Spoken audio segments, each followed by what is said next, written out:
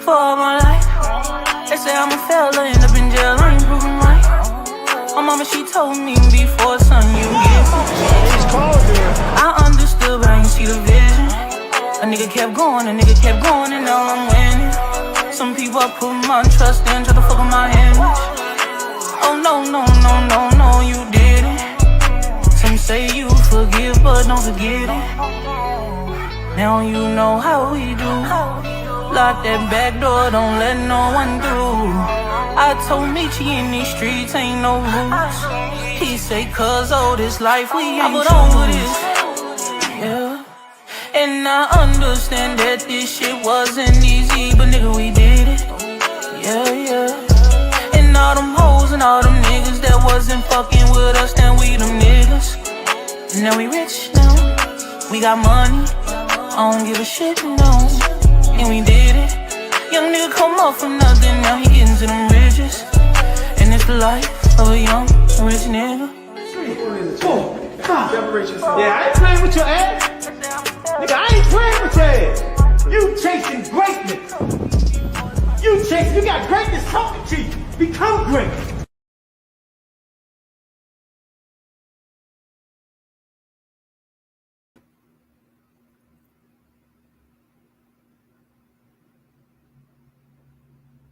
Yo, what's going on out there? Y'all already know who it is. It's your boy, Coach Squeeze, a.k.a. the Smoothie King. Right back at y'all with another one. How y'all doing, man? Hope y'all having a blessed day. And if you on here now, that means you made it home safe. God blessed you.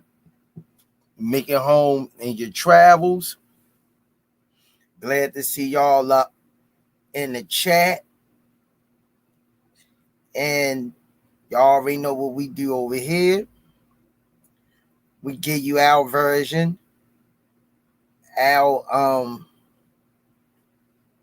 version of what we believe, our choices, our picks, why, and it is what it is, And I like who I like. Everybody don't like the same fighters. Everybody got their own reason why they not feeling the fighter that they pick. But if you're going through something, make sure you talk to somebody and that you could trust and rely and depend on. That's gonna give you the truthful version of what you need to hear, not what they want you to hear. All right, saying that, let me get this show rocking. 5-time world champ, 4 different weight classes, first ballot Hall of Famer, Baltimore's own, GTD Promotions, redesigning minds one mind at a time. We know a mind is a terrible thing to waste. Shout out to www.kenichibad.com. Use code TRP. You'll get 15% off. Also, shout out to www.noslipgallery.org. Go over to Damari's page. Support him in his boxing and his merch.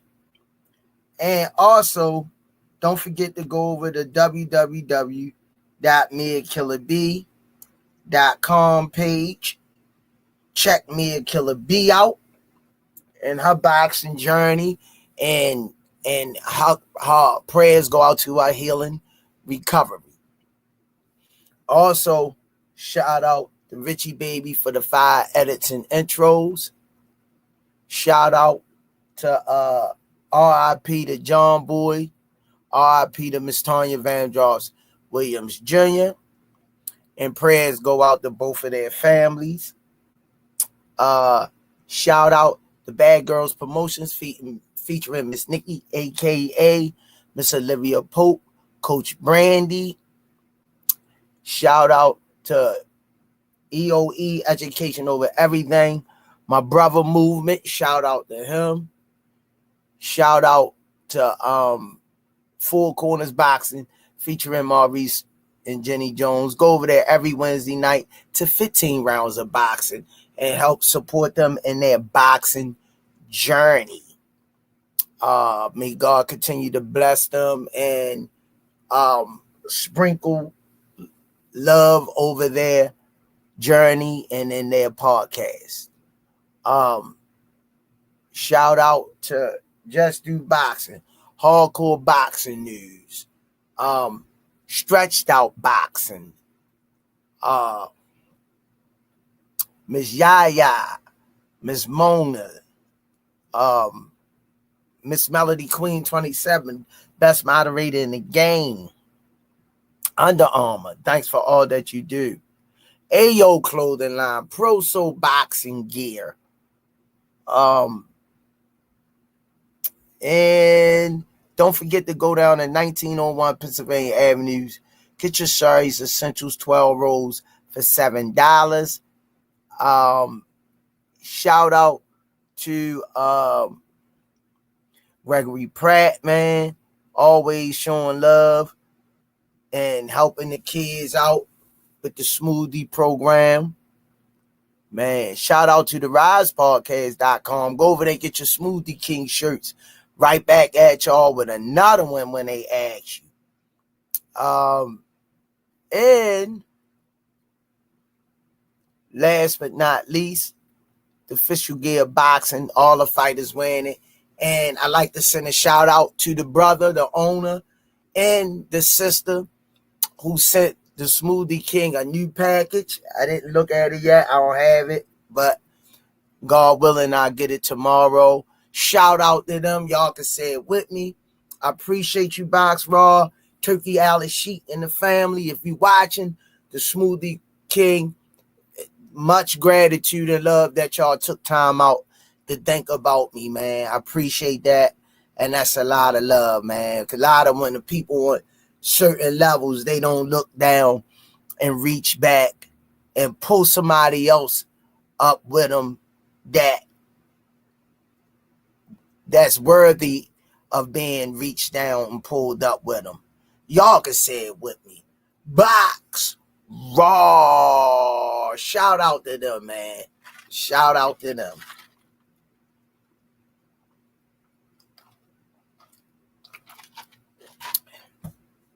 I didn't see it yet. It was put up for me. But I should get it tomorrow, God willing. Through the grace of the Lord. Low Nose Boxing. All due respect, Tank won't even dare to fight either T.O. or Devin. You're entitled to your opinion. Stretched Out Boxing. The Rize Podcast is in the building. Hit the like and subscribe button before you comment. There's always one. Abdul Malik, what's good, Rise family? We are in the building. Alan Johnson, what's up, Coach Squeeze? All gas, no smoke. What's up, Squeeze? Stand prayed up, brother. Jersey Bob, talk to Jesus and he will tell you the truth. Undeniable. Squirt RVA, no Diddy. What's up, Rise family? Keep doing for the kids. Thank you. Ralph 707. Bring in the wizard, Squeeze. Yeah, he should be in. Melody Queen 27, the best moderator in the game. Be sure to like, comment, and subscribe to the Rise Podcast. Cash App, $GEESSUS. $ Coach Squeeze to support the channel. Get your merch at therisepodcast.com. Don't forget to hit the like button on your way in, please, and then thank you. D, what it do? Low Nose Boxing. Good. Don't give none of them chumps that money. But if you think for a second that those chumps can stand a chance with Tank, you are sadly mistaken, my brother. GTD over everybody. They gonna see. They gonna see.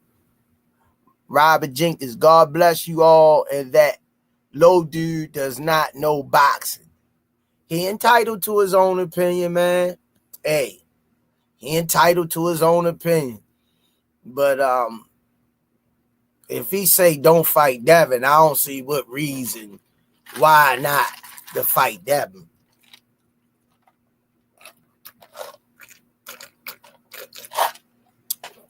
Unless he concerned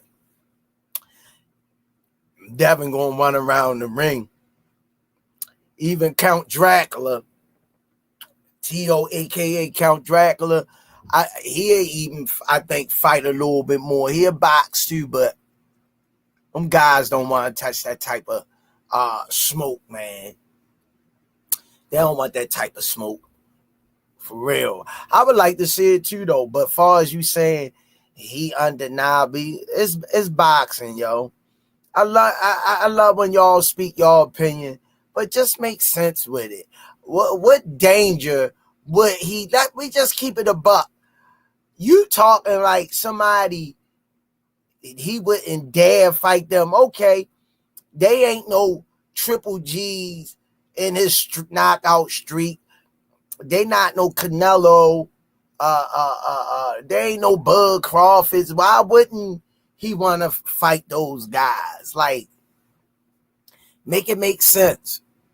You're entitled to it, your opinion, but just it would be nice if y'all make it make sense. Jarrell Davis, Millen Films, Tavarius Bowes. Oh yeah, let me see.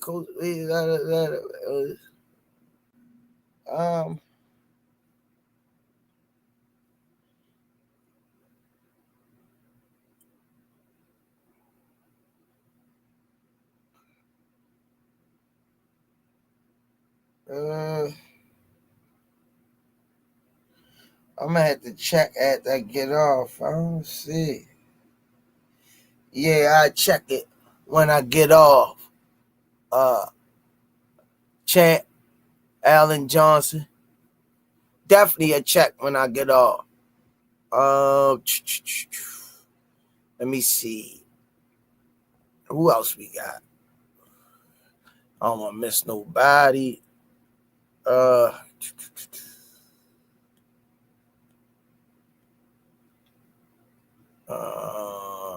Millen Films, Tavarius Bowes.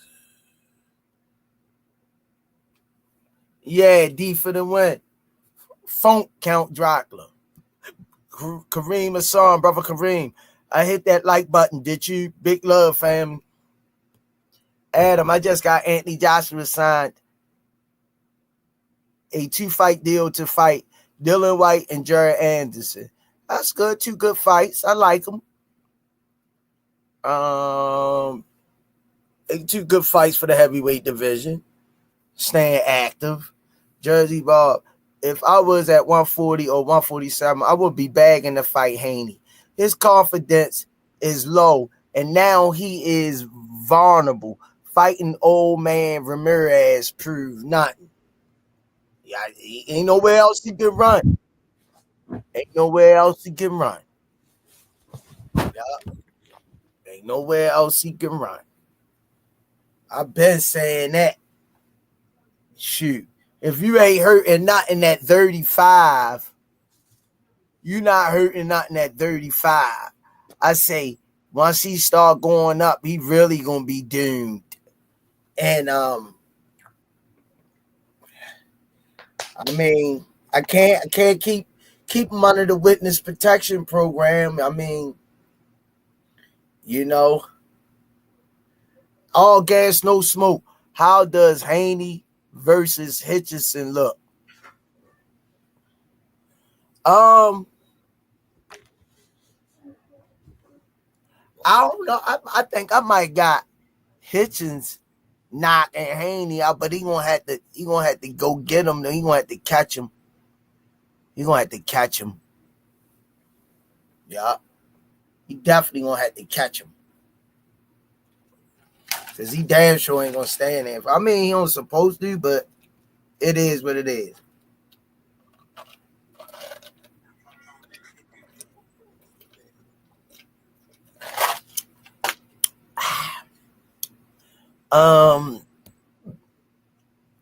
Yeah, Count Dracula, We already know he a clown. We already established that. He definitely a clown. And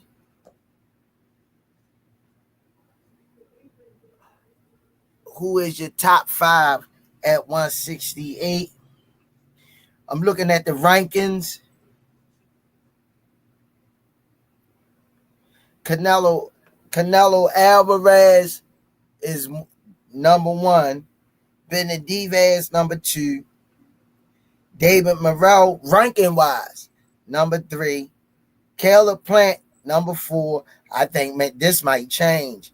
Jamie Munguia, number 5. That's going to drop. Pacheco Diego, number 6. Mobili Christian, number 7. Demetrius Andre, number 8. I don't know. Duran Vichenko Sergey, number 9. Gennady Golovkin, number 10. Malik Kozlev Baktamir is number 11. Iglesias Arslays, number 12. Shishkin Vladimir, number 13. Oh, damn. William Skull, all the way down at 14. Anthony Durrell ain't even been fighting, and he at number 16. Over Berlinger, which is 17, is crazy because Durrell ain't fought.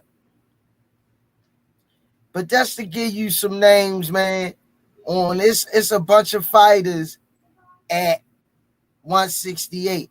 They got Lortez Fox out of D.C. at 38. DeMar Nicholson at 41. How you gonna have DeMar number at 41 and Lortez Fox at 48? Which is crazy. This might be old. Look at the one on the screen, Sweet.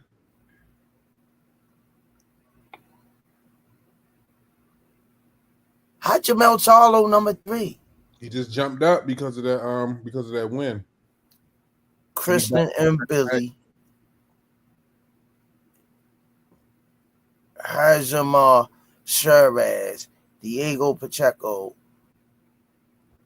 Arsleys Iglesias, Kevin L. Sato, Edward Berlinger, Luca Plantic, Lester Martinez, Pavel Silligan, Colin Simpson, and William Scholl. Oh, he number 14. Well, he number 14. Yeah, Jamal Charlo changed. I think 11, 12, and 13 changed from the list that you had. Yeah, because Skull's still at 14. Yeah, but Skull stayed the same. So I think Jamal Charlo moved up and some other shit changed, but it wasn't like a big difference from the list you read from the list that's on the screen. What's going on, champ? How was your day today?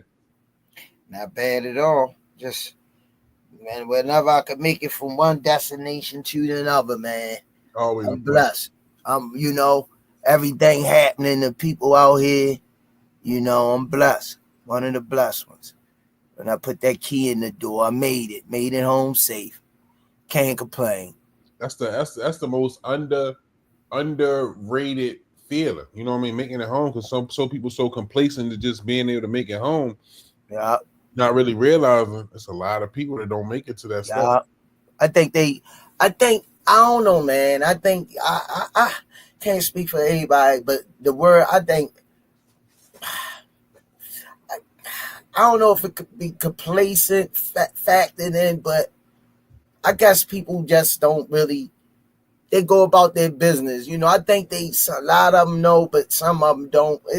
It's a give and take. I ain't in their head, but for me, I take every travel, every step from one destination to the other. I wear it as a badge of honor throughout my day, just making it from one portion of my day to the next. I know I'm highly favored. Yeah, I agree. Yeah, I don't take it for granted at all. Rally 443, salute. Jersey Bob, Yes. 160. Huh? I don't think I've seen Rally before. Welcome to the Rise Podcast, Rally. Yeah. Ooh, I like that 443. Yeah, Jab Queen, what up? Jersey Bob, 168. One of the weakest divisions now. No one in the division had proved anything. Charlo beat a nobody and proved nothing. I mean, But Charlo got a belt though, right? I ain't sure. This is a long list of fighters to say. I think that's why he jumped back up to number 3. He just was inactive. This is a long list. 96 bums.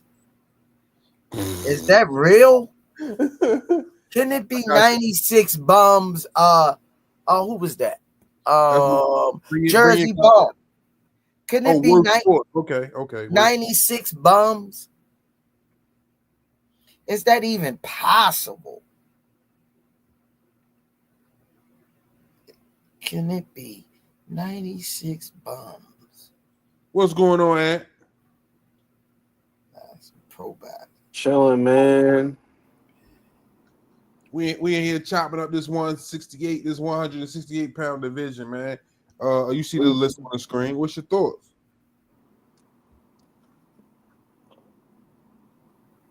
Got some good fighters at 168, man. We had some departures, but the guy that they have right now, pretty good. I know Iglesias is somebody that quite a few people are pretty hyped on. The guy got big power. He's knocking people out. He's stopping people. So he appears to be the next Cuban hope at 168. Cuba's been putting on, man. They've been seeing Yoeli Hernandez over there at 160. He looking strong. Iris Landy Lara, the ageless wonder. So then we got David Morrell up there at 175. Andy Cruz at 135. So Iglesias appears to be next in line for Cuba. So a lot of people excited about him. Jamal Charlo, he came back. He looked pretty good, looked sharp. Still want to see him get acclimated. We don't know what's going to happen with Caleb Plant. Anything is possible. You know, you can go back to the drawing board, come back, look strong in his next performance. Of course, you got Canelo.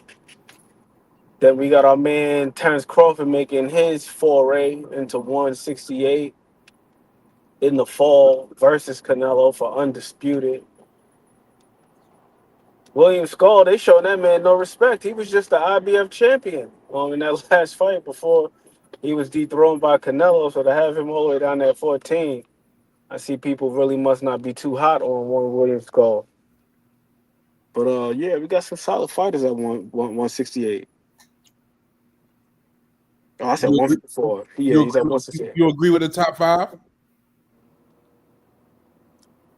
I don't disagree with it. I think it's pretty sound. Nothing really seems too out of place right now. Based on talent, skill, and also name recognition, that top 5 looks pretty good. So, I thought Erislandy Lara went up to 68. No, sir. He's still at 60. He's the champion down there. Yeah, but I could have swore he was at. I could have swore he went up to 68. Nah, he went up to 60 from 54. But he's still there at 60, holding it down. You see the last fight against what's the name was at the catchweight, which I didn't even understand why his title was still on the line. That fight against Danny Garcia, yeah, that was a catchweight of like 155 or something crazy like that. And then they still had him defending the strap. Yeah, they both came in at 156. Okay, yeah, 156. Yeah, it was crazy. But they still had him defending his middleweight title. They find a way to move the needle. Yeah, of course, you know how it is. They got to try to add luster to a fight, make it a title fight now. That's what they did with Ryan and Roland. First, it was just a regular fight, and then all of a sudden, the WBA they poke their noses in the business and then they want to upgrade that fight to a title fight, probably because they wanted them sanctioning fees. Like, man, it's about to be a big money fight. We need a piece of that, which is understandable. Business is business. Yup. You know how that goes. But yeah, that top five looked pretty solid. I'm not mad at it. I'm not mad at it.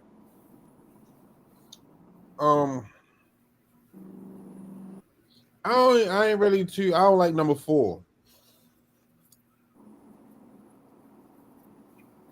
Remind me of number 4 one more time, because I can't Jaime swear. Munguia. Jaime Munguia, yeah. I don't know about that. Jaime, he dropped a couple points, man, just based on. But the thing is, like, I don't like him at number 4. But who do I move up to number 4? And Billy Christian. He number 2. Yeah, Christian and Billy already number 2, so it's a tricky proposition right there. You see what I'm saying? Like, Jaime Munguia number 4, because I mean, for one, the man just got knocked out in a homecoming fight against an unknown, unhanded Bruno Saraz. Then you run back the rematch and you do better in that one, but then you test dirty. So, what about Trevor McCumbee? Trevor McCumbee? he's not even in the top 15. Yeah, I wouldn't have him in the top 5. But Trevor McCumbie's another guy where it's tricky to gauge him.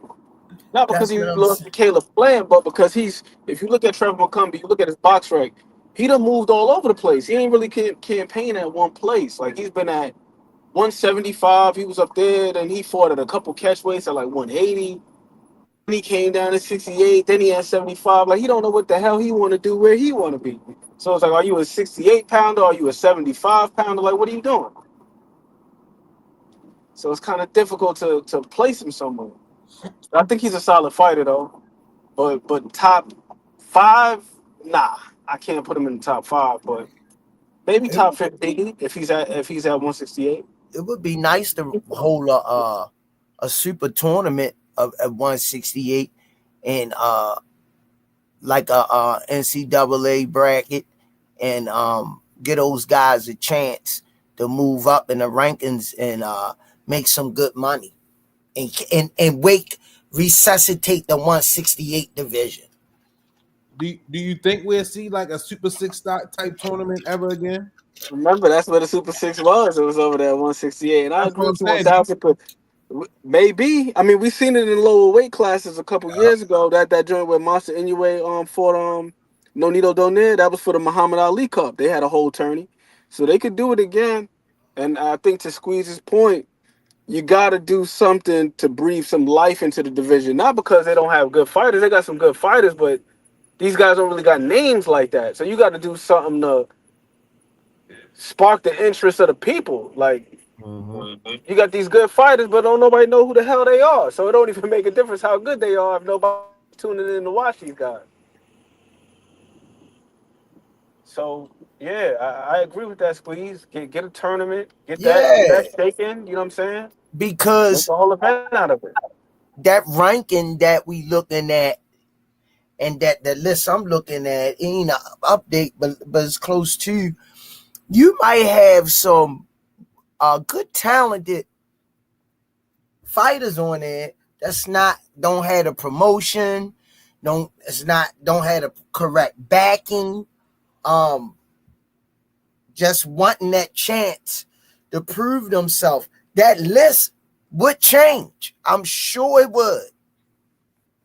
So let me ask you this question, Squeeze. And so when you got a boxer, right, and you coming into the pro game, you know what I mean? It don't matter what division. Whose responsibility is it to get that boxer out there to the world? His promoter. All right, so when you say the promoter, right? I get that that's their job to promote the fighter, but ultimately, don't you have to put yourself out there first? Because because we're not back in the day no more. Like, everything is ran off social media, YouTube, TikTok, Instagram, Twitter. You know what I mean? Where your social media is very, very important. You know what I mean? And I think I feel like it's the boxer's responsibility first before the promoter. I agree, Senior. Additionally, to the point that you made, because you made some fantastic points about the social media age, you seeing a lot of these younger fighters, they starting to take to it too. Like, shout out to Keith Cologne. He Yeah, be over there on Just Do channel, I seen that picture he posted earlier. Yep. bro. I'm subscribed to him on YouTube. He posts weekly. He be posting updates and like what he's looking like in camp, what he's working on, so on and so forth. Ryan Garcia was big on the social media thing. That got him some brand deals. He's in the Gatorade commercial with Damian Lillard. So that stuff is important. But I would say additionally to the social media aspect, it's on the boxer to choose what promoter you're gonna go with. You got to look at that promoter, feel them out, vet them, see like, okay, what were they able to do for this fighter or that fighter? How many success stories do they have?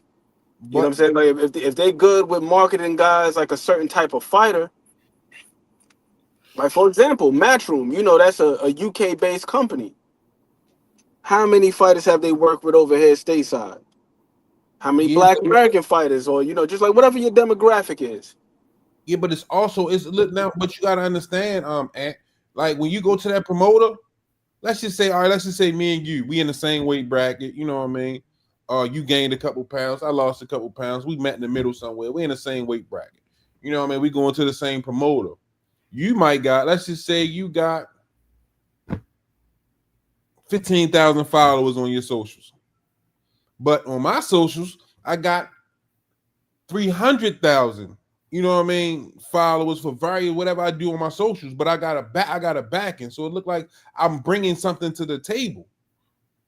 Now, when you got that new fighter, your new fighter might be raw, you know what I mean, he might be a monster, but if the people who haven't seen him know who he is, it's kind of hard for that promotion company than it is for the guy with 300,000 followers where all he got to do is drop a video, a clip or something, and you know what I mean, he got the ball rolling. Look at Jake Paul, the prime example. Look how Jake Paul got in the box. You know what I mean? He brought his YouTube following and they couldn't turn him down. And then look, he got his own promotion company out of the deal.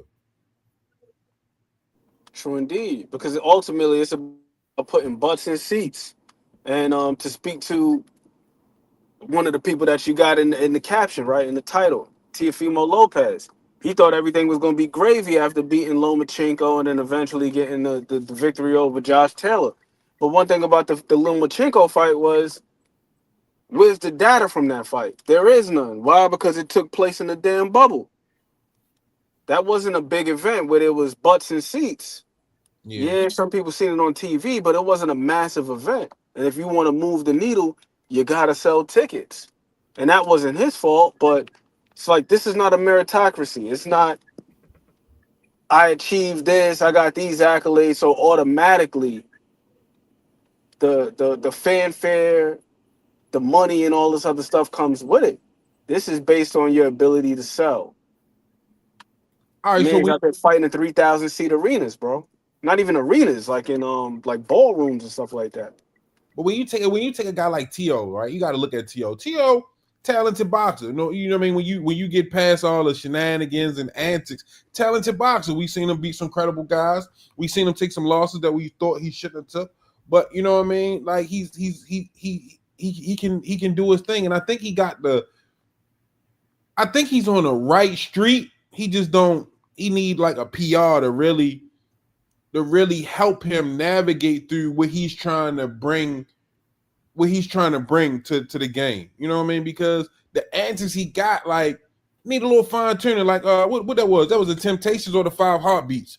Where my man said, "No, y'all got the right thing. Let me just show y'all how to make this shit work for us." You know what I mean? Where they came back on the stage and they fought on stage, but they had the backup suits and all that. You see what I'm saying? He taught them how to market that shit. Look, the crowd went crazy. That's the same thing I think with Teo. Teo just needs some help. Like ever since we've been talking about Teo from day one, I've been on this podcast. Like, your dad is a hindrance, and I think that's just what's hurting Teo. I think Teo just need to go. You know what I mean? He need to go up in the woods. Go old school, man. Stay out that social media for a minute. Get your mind back in the game and go straight at these fighters because there's no way he should be turning down a Devin Haney fight twice. I think this is the second time turning it down, man. He turned down the Super El Matias fight too. Yeah, like Bob had that fight lined up. Had that. You know, Tio talking about, oh, I don't know if I should fight him because he got 2 L's already. What? The man was the IBF champ. Yeah, I just think like these guys, like we like they making this money and they making their own decisions and they're not consulting with the right people. They don't, you know what I mean, like the management, all that. Because there's no way, like, I'm going at the Devin right now. If I'm T.O., I'm going at the Devin right now. And sometimes you don't got to get all the money in one fight. But if I get Devin and knock Devin off, now I got, look, once again, we back at the table with bargaining chips. Come on, man. Like, this shit is crazy. Not only that, Senior, but it'd also be a big event, too. It would be a big event. Absolutely. But I just want to get back to the days to where as though, hey, Ant, I don't like you. I want to fight you. And we fighting. You know what I mean? Hey, Squeeze, we got a problem that we need to handle. And we fighting. You see what I'm saying? Like back in the day, it wasn't no whole bunch of, you know what I mean, this, that. You ain't need all them addicts. All you had to say is, I want to fight. And you know what I mean? It was time to go. We ain't have all this bullshit, what you did, what you ain't do, who you fought, who you ain't fought, what's your record. Back in the day, man, when that bag got dropped off, they was fighting Saturday. Come on, man. But I also put some of that on the promoters too, because the promoters back then they did a good job of recycling those guys so they retain their value. Like we put a lot of onus on the fans and say, well, the fans saw you lose, so they just want to throw you away. But if you're fighting on a big platform in one fight, you lose a fight, then the next thing you know, they got your ass fighting on prelims, or you got to go to a whole nother platform in order to get a fight. Then what type of message does that send to the fans? It sends a message to us that these guys are pretty much expendable and their value is only as good as their record or as good as their last performance. I absolutely think that's absolutely correct. Why we like, because you know a lot of these fans, they don't really know. Like, you know what I mean, being honest, they don't really know. They just going with he say, she say, or whatever, you know what I mean, what's the trending topic. But a guy lose one fight, shit happens. You can have an off day in the office, you see what I'm saying? Like, and they throw him away immediately. You know what I mean? We even on the podcast, we've been guilty of it. But these guys still, you know what I mean, if you still keep them in the light, they still going, you know what I mean? Back in the day, they did it. Fighters had losses. There wasn't too many undefeated fighters back then. They was scrapping. Now, you know what I mean? Like, everybody a prima donna. What you got, who you did, who you know, who you related to, what's your uncle name, all this before we fight. Nah, man, back in the day, them niggas were scrapping. And that's what I want to see. That's what I want to get back to. Yes, sir. I mean, to the point, we just on here the other day talking about Caleb Plant, right? He lost to Resendez. Resendez got knocked out by a damn prospect 2 fights ago against Elijah Garcia.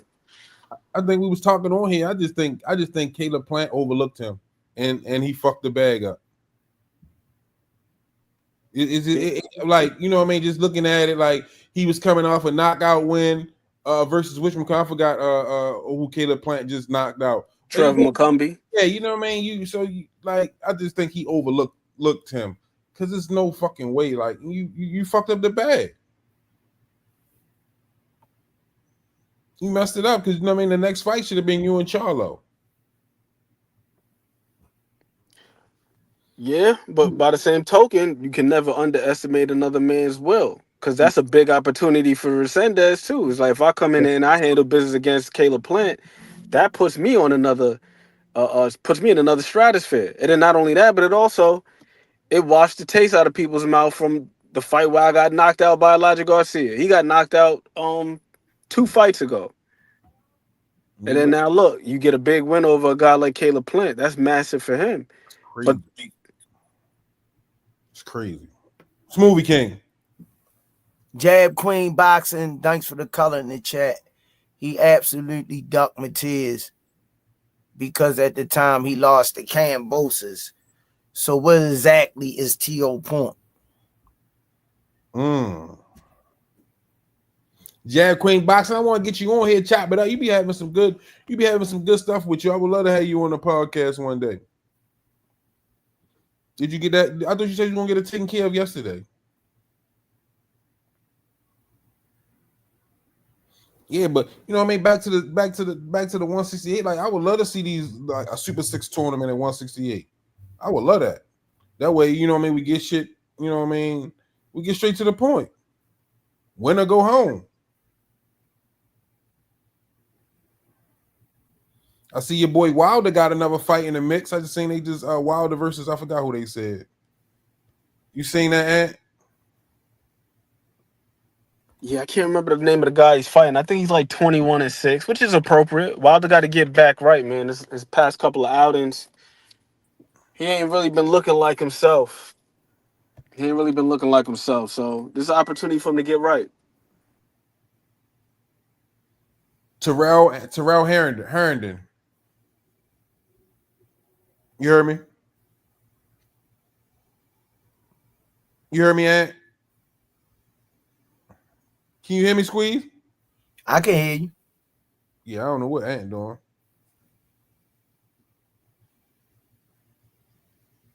No, I'm still here. All right. Terrell Herndon, that's who Wilder fighting.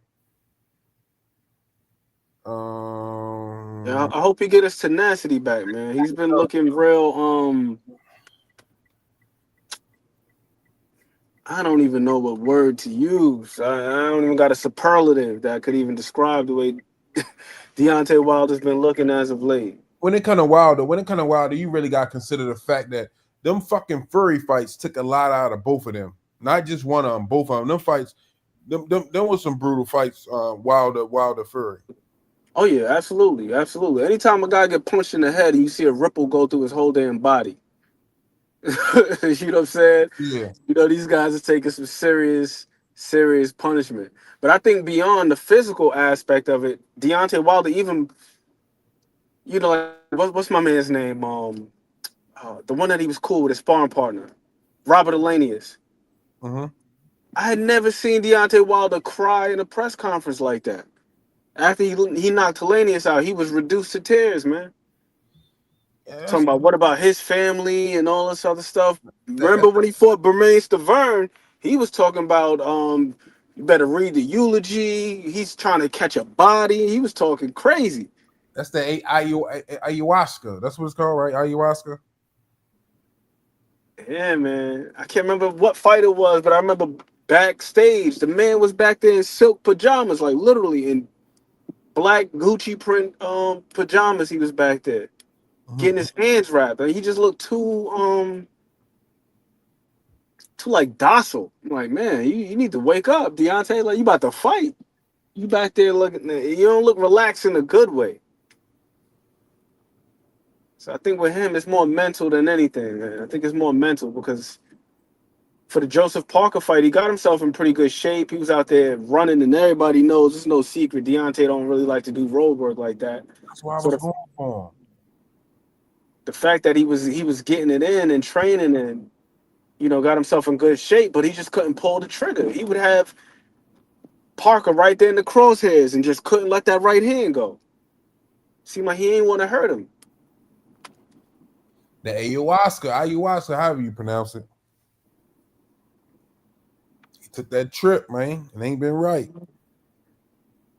All them guys that go through it seem like they don't never be right afterwards. Like, well, I ain't gonna say they ain't right, but just as far as having that necessary aggression.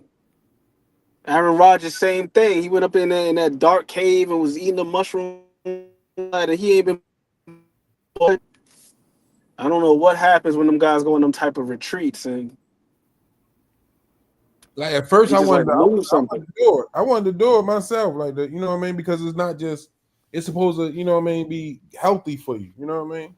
I wanted to do it too, but once I see niggas, you know what I mean, forgetting who they is, they going from pit bulls to pussycats. Like, oh, I don't know if I want to go that route. My man was crying. I said, man, I ain't never seen Deontay Wilder like this. This is to this day. That's what I'm used to. I'm used to that guy. To this day, 400 years, just going crazy. And then he's crying at the press conference, talking about what about his children. And then even after the press conference, he went to go see him in his hotel room. I think it was on Ellie Seckback channel. Went to go see him in his hotel room, hugged him, held him for like 10 minutes. Like, what's going on with Deontay Wilder? This is not the bronze bomber, man. But yeah, he ain't been right since he got right. But I'm happy that he's in a more peaceful place in his life. That sounds cool and everything. But my bruh, if you're gonna be in there and you just gonna be getting spun around like he did in the Zing fight, and you got the man in range and you can't let the right hand go, I think it's time to just chill, bro. Like, he done made a lot of title defenses, made history. This guy hopped off a damn Budweiser truck, became an Olympic bronze medalist, became a champion, and made several defenses. You ain't got nothing left to prove, bro. So, Just go enjoy your beautiful kids, man. let me ask you this question, Ant. And Squeeze, because I think this is also a problem. You know what I mean? Because boxing is 90% mental. Do boxers need to be taught how to lose? Yes. Not saying that you go in there with the mindset that you want to lose. I gotta send you this clip. I'm not sure if you saw it, but Kyron Davis, he was over there on Mill City, and he was talking about the loss that he just took this past weekend to Yoeli Hernandez. And he was saying, like, I didn't go in there with the intention to lose. I trained hard and so on and so forth. He just did some things that just took me out of rhythm. I could never get into the fight. But to answer your question, yes, I do think so. And it's not the end of the world. It's not completely about the result, man. You got to be able to shake back, man. You got to be able to bounce back. Personally, I feel like that's where you really get to see somebody's mettle. In most cases, everybody is not going to be Floyd. 99.9% of boxing not going to be Floyd. They're not going to be Rocky Marciano. They're not going to be Andre Ward. You're going to take a L. You might have a draw. You might get dropped. But it's like how you respond to it. And you can't be so hung up on what people are going to say or what people are going to think, because everybody's got some form of adversity, some form of tribulation that they face in their own lives. Nothing is perfect. Brooklyn Beasley said, "Hell no, boxers should not be taught how to lose." All right, so let me break it down to you, Brooklyn Beasley. So this is why I said that, because so like when a fighter, when a pro fighter, right, when he first turns pro and he's trying to get to that magic number 10, them 10 fights, they putting you in front of people that they, 9 chances out of 10 you should be able to get them out of there and build your confidence in the process.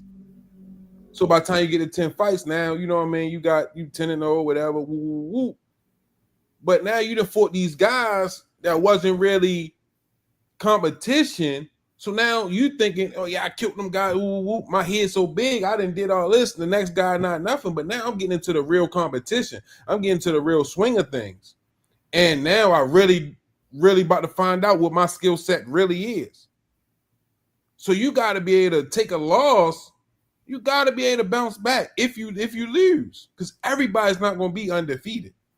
True indeed. And in the event that you do lose, what do? You just tuck your tail and run and hide and never show face again? And we've seen that in boxing. Time and time and again. The Brooklyn be easy. Okay, I'm gonna take you a step back, right? Some boxers not even taught how to get knocked down. And ask Zab Judah what that experience is like. Because he'll tell you, I never been knocked down, so I didn't know what to do. I jumped straight up, not realizing I gotta let my body get itself together. I could have took the count a little bit and then hopped up. He jumped right up, and that cost him the fight. Yep, he ain't allow himself to recuperate and recalibrate. He just like but a lot of it probably seemed, in my opinion, it looked like, once again, you're trying to save face. Like, just take the count, get yourself together, get to your feet. Yes, so like a lot, but the first thing out of his mouth was, I didn't know what to do in that situation. I never was taught how to, handle or manage that situation. Nobody's saying accept the loss. You know what I mean? Like, oh, it's just a loss, but no, understand how to lose, where your mind frame needs to be at. Take that loss as a lesson. Get back in the gym, work hard. You know what I mean? Get back on your shit and go to work. But a lot of fighters, they take these L's and they think it's the end of the world because of the Floyd Mayweather syndrome. Everybody want to keep their O, and the truth is, not everybody's gonna keep their O. And even if you don't, it's just being not so married to the result. That's the other thing. It's like the result takes precedence over the process. And then when that's the case, then hell, you ain't never gonna be mentally stable. Yeah, I absolutely agree. What you think, Squeeze? What's your input on it?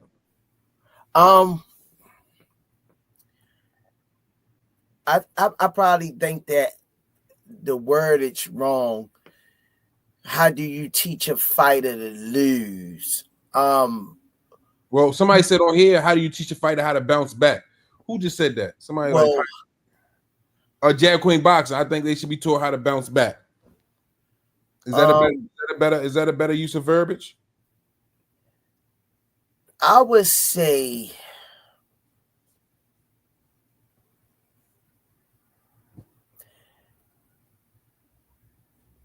let them. It depends on the fighter that after they take a loss, which somebody said basically, what makes them not the loss, but I think more so when you competing in sports, because Michael Jordan took 7 years to win his first ring. He pounded the payment for 7 years, but once he got a taste of it, he didn't let it go. I think that's more of a good way to kind of classify when you in sports, because I don't want to teach them how to lose, but if I could teach them, like somebody said early, how to take the loss, go back, study or whatever, work harder. When you start another camp, whatever distracted you, try not to have it in. So I think it's just that the comeback, what makes them. So when I'm saying teach them how to lose, basically that's what I'm saying. Like teach them how, like the mental part, how to get back on the bike and ride again. You fell off, get back on that motherfucker and start riding again. You know what I mean? Get your confidence back. You know what I mean? Get your mind back into it. Go into work mode. I got to get my get back. You know what I mean? Not how to lose per se, but how to deal with the loss and how to keep moving and come back stronger than you did from the first time. Not how to go out there and get your ass whooped. No. Definitely. Yeah, because I think there has to be some understanding that there is a possibility. Now, if you're talking about, like Senior was saying, that situation, you going out there, they building you up to 10-0, you're stopping the guys, you're outclassing the guys that you're supposed to, based on the matchmaking. Now, when you start facing real stiff competition, there is a point in time where there's a possibility that what you've been doing to other people can be done to you. Some people take that loss and can't bounce back. They can't get right because they be so much in their own head far as the definition of success is, and they never learned that on a ride up because they've been winning all their life. Then when they get to that point, their hand don't get raised. I think it breaks a lot of them down mentally because they finally facing adversity in the sport that they love and work so hard at. But in the UFC, they take losses all the time. John Bone Jones, the only one still holding on. Even though he got lost, but it's by a disqualification. He did a 12 o'clock elbow, and the dude said he couldn't continue. But Um, Jawbone Jones the only one that know how I feel not to lose in the in combat sports. But I don't know, man. A lot of these guys, like I say, look at Sugar Ray Leonard. He lost, came back, and slaughtered, made Roberto quit.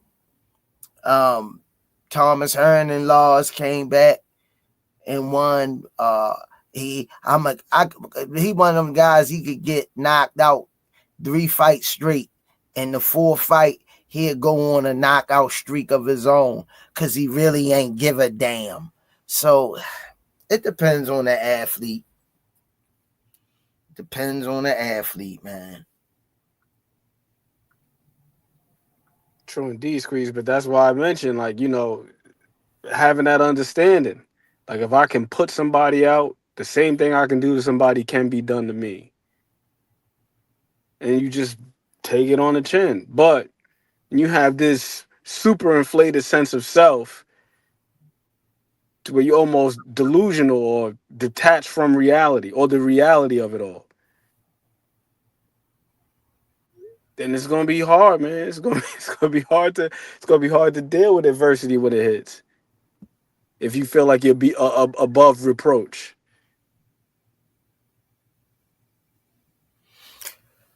Yeah, well, look at a good example. Look at the Charlo brother, Jamal, when he got robbed with Tony Harris in the first one. I don't know if he got robbed. Yeah, the first one. I don't know if he got robbed. Yeah, on that first one he got robbed. He came back, and all the banter that took place with him and Tony, he used it to say, I'm not going to let it go to the refs this time, even though I think that was kind of a premature stoppage. I think I would have let Harrison go down on his shield in that fight. Yeah, I think that was a little premature.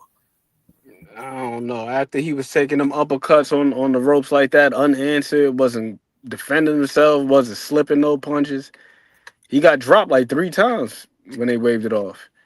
He was out there getting pummeled, man. So, and he had got He dropped was early in the playing fight too. around. He was playing around too. Yeah, after one of them body shots, he did the little thing. He shrugged at him. You know who else I would look at? Lennox Lewis. First fight against Hakeem Rockman, he got knocked out. Came back, knocked Rockman out. You want to go back to like the 50s or the 60s? Floyd Patterson, he got knocked out by Ingemar Johansson. Came back, next fight, knocked him out. Yeah, you right. Willie Pep and Sandy Saddler, dudes fought 4 times. That's my grandmother's favorite fight, yo. That's all she taught. Willie Pep and Sandy Slack, whatever that his name is. I never get his name right. Yeah, Sandy Saddler. Yeah, Sandy Slack. That's her favorite. That's one of her favorite boxing matches. That's a damn good fight. All 4 of them were good. Them dudes fought 4 times though. Yeah, it's definitely a lifestyle though. It's full commitment. Full. It's tedious. It's so many things involved with sports. Even the people that cover sports sacrifice times Absolutely. with their families and kids traveling to cover these fights. They're not fighting per se, but they're moving around, missing things just like a fighter's life without taking a punch because they're traveling with the boxing community to bring us the best coverage of the sport that they can. But it's, you gotta love what you do, man. Life is a short string. You know, people running amok out here, man. So, you know, people, everybody, you just gotta surround yourself with positivity, people that can inject good thoughts into your head and not negative things to pull you down, which you already beat up on. But it's a sport you gotta love, and I think it makes it a little bit more easier when you're being successful at it, pertaining to you go through hard camps and you lost again.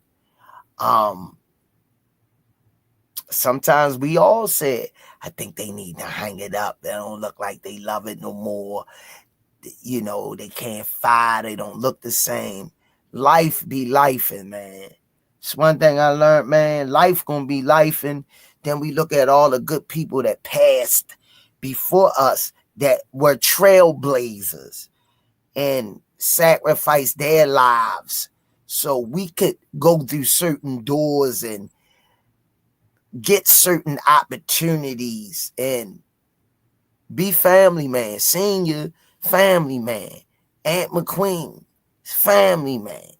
Coach Squeeze, family. We about our families. We do stuff not for ourselves. But when we go out, the satisfaction of us being able to do for our family, we wear that as a badge of honor. We'll go down swinging over it. We'll die over it. So they won't have to. That was my closing arguments mixed in with y'all convo that y'all was talking about. And I think it all ties in. It all ties in. You know, as long as you're being earnest and you going for it, going for the gusto, you know, then there's nothing to hang your head about. But when everything is just built on this facade or this persona, I believe that's when it's most problematic. You know, to tie it back That's a good into way the to whole put it. loser thing. You know, like That's a good word. Persona. That could take a lot of people down. Yeah. Persona. That's a good one, man. Another dope show. Appreciate you for coming on and chopping it up as always. Shout out to Squeeze for holding it down, man. You've been holding it down, man, and doing your thing in the mix. Shout out to Squeeze, man. Appreciate everybody who came through, commented, hit the like button, left a super chat or a cash app. The support is greatly needed, man. We got to get this channel back up and where it belongs,